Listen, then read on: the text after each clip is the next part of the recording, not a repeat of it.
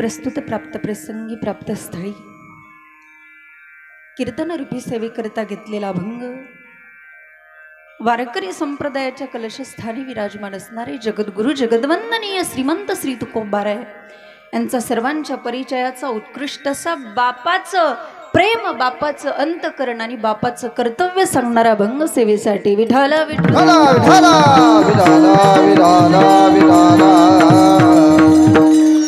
अभंगावरती बोलण्यापूर्वी थोडासा परिहार देणं वक्त्याचं कर्तव्य आहे। आज या ठिकाणी ज्या निमित्ताने आपण सर्वजण आलेला आहात, निमित्त सर्वांना माहिती आहे, परंतु आज या ठिकाणी सांगणं गरजेचं आहे। आज या ठिकाणी ज्यांचं प्रथम वर्ष श्राद्ध आहे ते आम्ही बापू म्हणायचो, कैलासवासी पिताश्री शंकर सखाराम लवटे आणि यांच्या प्रथम वर्ष श्राद्धाच्या निमित्ताने आजची ही कीर्तन रूपी सेवा या ठिकाणी आयोजित करण्यात आलेली आहे।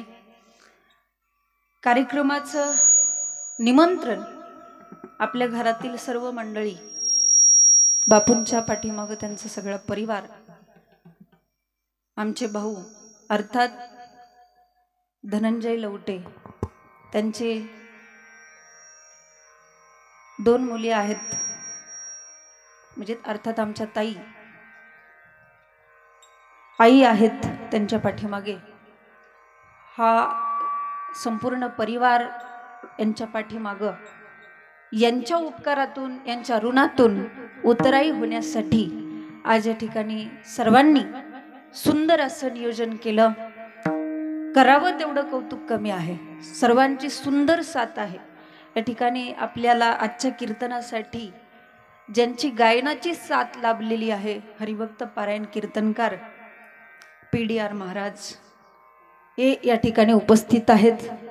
सर्व या ठिकाणच्या टाळकरी मंडळी, सर्व भजनी मंडळी, विनेकरी बाबा, तसेच आमचे बंधू मृदंग विशारद युवा कीर्तनकार हरिभक्त पारायण जीवन महाराज धायगुडे हेही या ठिकाणी उपस्थित आहेत। आणि सगळ्यात महत्त्वाचं, आपला कार्यक्रम ज्यांच्यावरती डिपेंड आहे, माझा छोटासा आवाज मोठा करून या ठिकाणी तुमच्यापर्यंत पोहोचवण्याचं कार्य ज्यांचं आहे ते आमचे दादा माईक सिस्टीमवाले। सुंदर अशी सिस्टीम आहे, या ठिकाणी सर्वांचं मी मनापासून या ठिकाणी आभार मानते, कौतुक करते।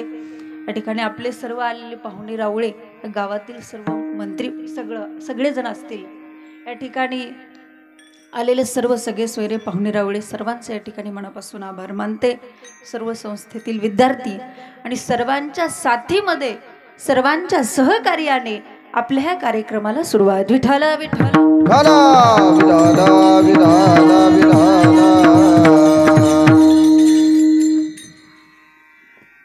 आज आपण ज्यांच्या वर्षश्राद्धाच्या निमित्ताने हे कीर्तन सेवा करतोय, बापू हे आध्यात्मिक होते, वारकरी होते। बापूंना पांडुरंगाची खूप आवड होती, सर्वांना माहिती आहे। खऱ्या अर्थाने आजच्या कीर्तनाच्या माध्यमातून निश्चितच आज या ठिकाणी त्यांच्या आत्म्याला शांती मिळेल आणि त्यांच्या आत्म्याला समाधान वाटेल, कारण हे तत्व त्यांचं होतं, लक्षात ठेवा। आणि म्हणून आज या ठिकाणी सुंदर असं कीर्तन, आपलं वाडवडील गेल्यानंतर, ते गेल्यानंतर जे आपल्याला त्यांचे ऋण फेडायचे असतात, ज्याला आपण पितृऋण असं म्हणतो, ते आपल्याला फेडणं गरजेचंच असतं। एक प्रति भगवंताची सेवा नाही केली तरी चालेल, पण हे खूप महत्त्वाचं आहे, अगोदर यांच्या ऋणातून उतराई होणं गरजेचं आहे आणि मग भगवंताची सेवा केली तरी काय हरकत नाही। आपण किती जरी देवाची सेवा केली आणि आपल्यावरती जर पितृऋण असतील, आपल्या वाडवडिलांचा त्या ठिकाणी ऋण असतील, जर पितरांचा कोप असेल, तर ती सेवा, त्या सेवेचं फळ आपल्याला मिळत नाही, घरामध्ये शांती मिळत नाही, घरामध्ये एखादा व्यक्ती अल्पवयातच जाणं, यश न मिळणं, घरामध्ये भांडणं होणं, हे कारण फक्त एकच आहे की आपल्यावरती, आपल्या आधीचे जे काही गेलेले मंडळी आहेत, जी लोक आहेत, त्यांचे ऋण आहेत, ज्याला आपण पितृऋण म्हणतो। पितले पिता रंग रोना पितले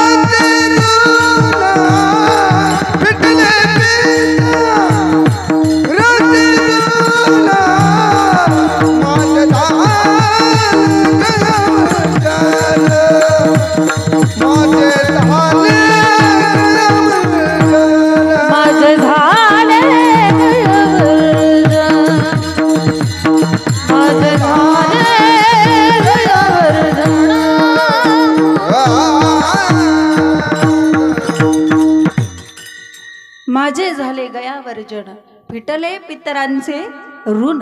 आणि ही जी, लक्षात ठेवा, ही जी वर्ष श्राद्धाची जी परंपरा आहे ना, ती काही आत्ता नाही, ही खूप वर्षापूर्वीची परंपरा आहे.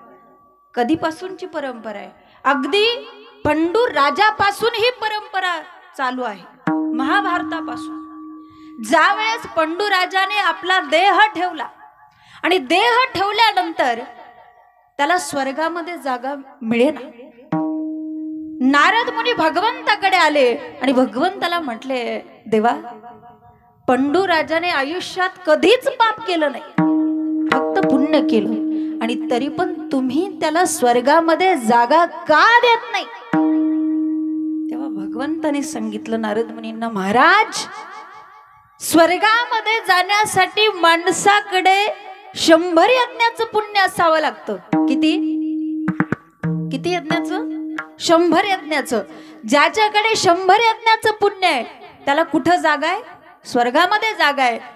पण पंडू राजाकडे 99 यज्ञाचं पुण्य आहे, स्वर्गामध्ये जाण्यासाठी त्यांना एका यज्ञाचं पुण्य कमी पडतंय. तेव्हा नारद मुनींनी विचारलं, तो यज्ञ कोणता? तेव्हा भगवंताने सांगितलं, तो यज्ञ म्हणजे वर्ष श्राद्धाचा विधी. विठाला विठाला विठाला विठाला विठाला विठाला विठाला. आणि म्हणून ही वर्ष श्राद्धाची परंपरा खूप महत्त्वाची आहे. आणि सगळ्यात महत्त्वाचं म्हणजे आपल्या हिंदू धर्मामध्येच आहे, लक्षात ठेवा. बाकी कुठल्याही धर्मामध्ये नाही. शास्त्रामध्ये याला खूप महत्त्व आहे. काही लोक याला अंधश्रद्धा समजतात, पण लक्षात ठेवा, नास्तिक लोकांचं ते काम आहे. परंतु हा जो प्रवास आहे, मी तुम्हाला सांगणार आहे, इथपर्यंतचा प्रवास आहे. वर्ष श्राद्ध का करायचं, का करायचं, आणि वर्ष श्राद्धाच्या निमित्ताने कीर्तन का ठेवायचं, हा पण एक प्रश्न आहे. वर्ष श्राद्धाच्या दिवशी आपण ब्राह्मण काकांना बोलवतो, त्यांच्याकडून पूजा वगैरे करून घेतो. काही लोकांना असं वाटतं, झाली पूजा, झालं वर्ष श्राद्ध, कीर्तन ठेवायची काय गरज आहे? पण ज्या वेळेस आपण ब्राह्मण काकांना बोलवतो, बोलवल्यानंतर आता त्यांच्या पाठी मग आपली घाई सुरू असते, उरका लवकर उरका, पाहुणे रावळे याच्यात त्यांना वाट लावायचे, लवकर उरका. मग ब्राह्मण काका पण काही जास्त बारीक सारीक विचार करत बसत नाही, ते पण हायवेच्या रोडने सुटतात महाराज. मग एखादा श्लोक म्हणत असताना त्या श्लोकातला एखादा रस्व दीर्घ जरी चुकला तरी त्या ठिकाणी कर्म हे चुकलं जातं. आलं लक्षात तुमच्या? किंवा पूजेला बसलेला जो व्यक्ती आहे त्याच्याकडून पण काही चुका होतात. जर समजा त्याला शिंक आली तरी कर्म चुकलं, पूजेला बसलेल्या माणसाचं बरं का. शिंक आली तरी कर्म चुकलं, खोकला आला तरी कर्म, जांभळी आली तरी कर्म चुकलं. मग कीर्तनामध्ये काय, खोकला आला तरी चालतं. हे ज्या बारीक सारीक चुका आहेत त्या चुका भरून काढण्यासाठी कीर्तन आहे. कीर्तनामध्ये जांभळी आली तरी चालते आणि झोप आली तरी चालते म्हणतात. झोपा मग नाही, दिवसाचं कीर्तन आहे, कुणी झोपणार नाही, टेन्शन नाही. पण संध्याकाळचं कीर्तन असल्यावर आम्हाला 100% झोप लागते. पण लक्षात ठेवा, कीर्तन